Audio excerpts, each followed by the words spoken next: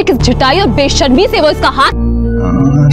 नहीं, तुम बैठो गाड़ी में, मैं आती हूँ। आगे हूँ कि सबकी मलामत भरी नजरें मुझे देखती।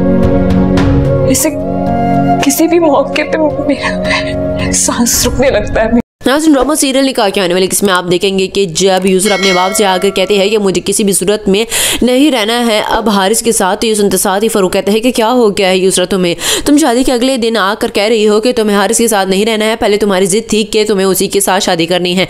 तो ये सुनते साथ ही यूसरा कहती है कि हाँ, क्योंकि मैं नहीं जानती थी कि उसके दिलो दिमाग में अभी भी अनुषा छाई हुई है। तो ये सुनते साथ ही फ़ारूक कहता है कि इसी चीज़ को तो लेकर मैं तुम्हें मना कर रहा था और कोई भी हम में से खुश नहीं था और तुम हो कि तुम बस जिद थी उस टाइम, अगर मानी होती तो ये सब कुछ ना होता। तो ये सुनते साथ ही यूसरा कहती है कि लेकिन अब मैंने फैसला कर लिया है, मैं किसी भी सूरत में उसके साथ नहीं रहूंगी। ये सुनते साथ ही फ़ारूक कहता है कि मुझे लगता है कि तुम्हें अगर कोई समझा सकता है तो वो सिर्फ और सिर्फ रायना है।